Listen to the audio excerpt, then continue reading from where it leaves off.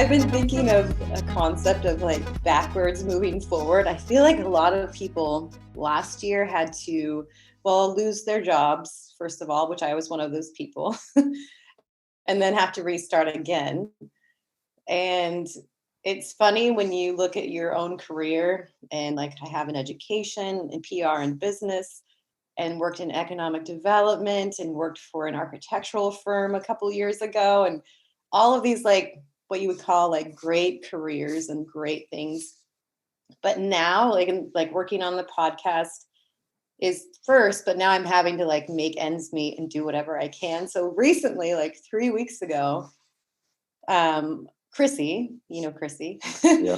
she was like, I have a friend, Tracy. She's owned this coffee stand for like 27 years and she's amazing.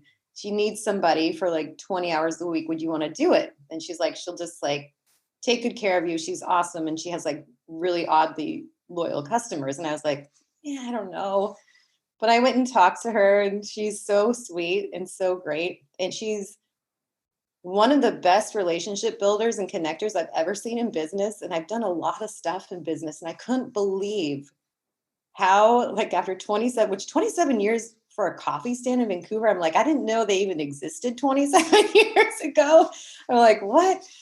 And it's in this like ghetto parking lot with this grocery outlet, but it's not a grocery outlet. It's not even that nice. It's like this weird grocery store with like almost like spoiled food that they're selling. So it's in that parking lot. So there's kind of like an interesting level of characters that are always passing through. But then there's the customers that come through. Then we have like a pretty decent homeless population, which we have some good ones that we just give them free coffee because, you know, they're sweet and kind and they don't cause any trouble. So you're like, here you go, Scotty, good to see you. So she just has this like beautiful relationship with people. So I started doing that 3 weeks ago and working like 4-hour shifts just for fun. But Yeah. it's been so nice to feel like I can connect with people again. I'm like, this is so fun. And when I was in college, I did customer service jobs like in a restaurant or at a golf course, like, and because you get tips and it makes more sense than doing something that just only pays minimum wage and you don't get anything else. And so, but it's crazy. You can work a 4-hour shift in this place and you get $100 in tips. Plus she pays way more than minimum wage. And it's just like, I don't know how she's doing this, but she's constantly busy and it's really fun. And it's helping me like kind of see like my ego at first was like, I'm not working in a coffee stand. I was Yeah. like, no, I can go out and get a big girl job. That's what I've had for years. And you can make more money that way. But then I was like, I really had to be introspective and like, is this fun? Does it make you happy? And the answer is like, yes, it is fun. Makes me happy. And it's like, is it allowing you the time to do and focus on things you really want to focus on while still providing you a source of income? Yes. So I'm like, so kind of like feeling at first like, oh, I'm moving backwards. Like I'm not being productive. And it's not true because now just from working there, I've gotten social media management accounts. Like I do that for businesses and people, like Yeah. manage social media and like help them with campaigns or whatever they want to do and guide them on how to like best utilize social media. And so I've gotten 3 accounts from working there, which pays really well. And then what else was it? Gosh, there was something else that came from it. I do personal training. I'm not certified, but I've worked out for years. I worked with personal trainers and I, on the side, have helped people like work out and get fit and like get healthier. And now I have like 3 customers there. And so I'm super busy. Yeah.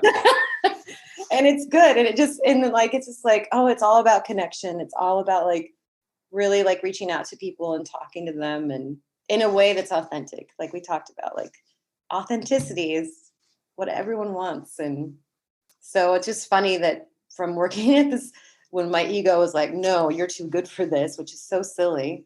No one's too good for anything. And it's just energy and a job. And now it's like, I have these like 6 other accounts from it just in 3 weeks. So I'm like, okay. That's amazing. Just in 3 weeks. Yeah. Yeah. And That it's is just so cool. talking to people, and then people are like, oh, New Year's resolution, like I really need to get in shape and I have a home gym. And I was like, I would love to come work out with you if you want. And I'm not asking them to pay me because it's fun for me. And they're like, oh, I'll totally pay you to come work out with me. And I'm like, okay. Yeah. Well, all right. If you Yeah. want. I guess. Yeah. So it's nice. And it's all people that are really close to in my neighborhood. So the most I drive is like a mile and a half away. And the Yeah. hours are like that work with both of us and my kids. And it's been great. It's been good. That's so cool. I hope anyone watching this really takes that in and really understands like that's such a beautiful perspective and attitude to have. Just what you're sharing of just being willing to, okay, I'll go work a job in a coffee stand and be open and also be joyful about it. Like it sounds like, you know what, if I really feel into it, that would be fun for me. Yeah. And because you're following that joy, you're following that, intuitive guidance, all Mm-hmm. these things are opening up in a beautiful way that you didn't necessarily expect, that you couldn't have rationally planned yourself, Yep. right? So it's just like remembering to take that next step, even if you don't know what the one is following, Mm-hmm. take that one step at a time. So that's beautiful to see how you're doing that in a really powerful way. Thank you for saying that. You're so eloquent, and how I couldn't have said that any better. Your insight is lovely. It's like, oh, am I doing that? Yeah. Nice to hear. I'm receiving it. Thank you. Yeah. Do what you love and the Hmm. things Yeah, will I work listened to out in the those podcast unexpected you ways. had. The podcast you did all around that. I loved it. I was like, yes, yes. Which one was that? Do you remember who that was with?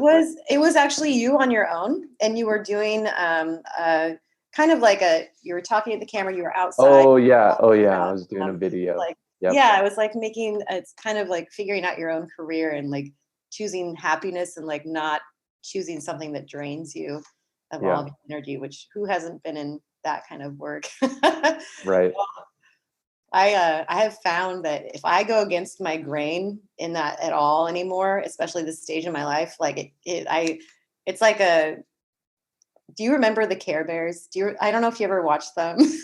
Yeah, I don't know that I ever like sat and watched an episode, but I know Like, what you're you're a talking guy, so about. I didn't Yeah. expect that. But Yeah. there's this episode where because Care Bears are very colorful and bright, and their world is very colorful and bright. Where in this episode, everything turns into black and white and gray.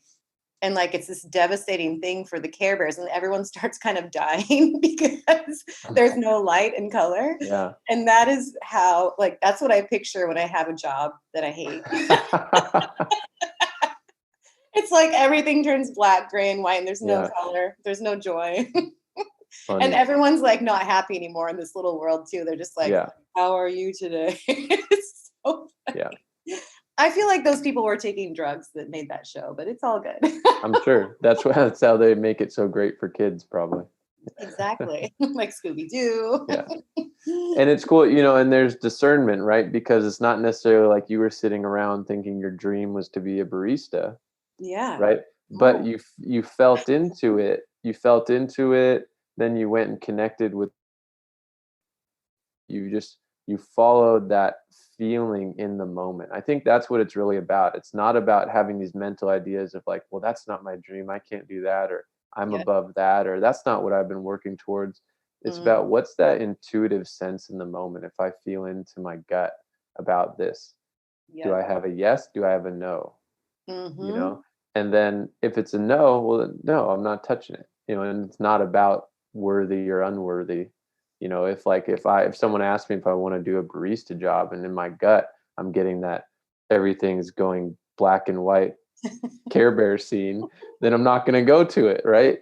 Right. But you didn't have that, right? You had oh, this is interesting, this is, you know what, I'll try it. And then Yeah. because of that openness, things Yeah. are opening up. You're such a natural, like I can just see you doing that too as well, working at that coffee stand. You're so like natural and naturally joyful and bubbly, and you can connect with everyone. And so I can really see how that would flow for you. um, Yeah. as well.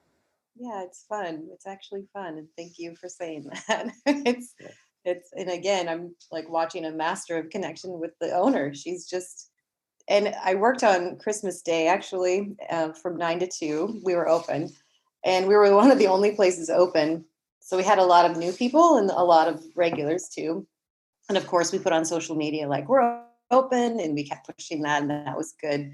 But we were so slammed, it was crazy. But what Wow. was also awesome is people would come up and be like, "I want to pay for the next 7 cars behind me," and they just would hand over like $100 bill and be like, "I don't know how many people are in the car, how many drinks, so I'm going to guess it might be this," and Wow. keep the change. But then those people that received those drinks for free also were like, now I want to pay for this person. So keeping track of that all day was so chaotic. It was like, oh my God, because there's only like 2 of us and there's a window on each side. But at the time I was still pretty new. So I'm basically like a bar back. Like she's like, get me a cup of ice. Da, da, da, da. And she's the one like making all the drinks or whatever. But now I know how to do everything. So it's good. But Yeah. it was super intimidating at first because it's like people are like, I would like a French kiss 24-ounce blended. And I'm like, I don't know what that is. So I made flashcards for myself at home and Yeah. like studied. I was like, what is this? But it was really cool to see people be so generous. It was so cool. That's And amazing. those are her Yeah. customers. Like, and they're all just these loyal, and you see the same people almost every day. And they just, they'll buy a $5 drink and tip you $3. Like they're just really nice. And I feel guilty. I'm just like, don't feel bad. Like they're being generous and they appreciate what you're doing. Right. They do it because it makes them feel good. Yeah, exactly. Right. Exactly. And if you've worked in service, you always have compassion for that. Even if I have Right. shitty service, I don't care. I'm not one of those people that's like, I'm not tipping them because they were shitty. No, it's like, you don't know what's going on in their life. Like, we Right. don't know what's going on. So, like, Right. Yeah. yeah. So give them a break. They're having a bad day. There you go. Or maybe they're an asshole, but I don't really care either way. You just have to be good. You have to be kind. So compassionate. Hey, thanks for watching this interview. I hope you feel uplifted and inspired by what was shared. Make sure you like and subscribe to my channel to make sure that you see all the other awesome videos that we have coming up.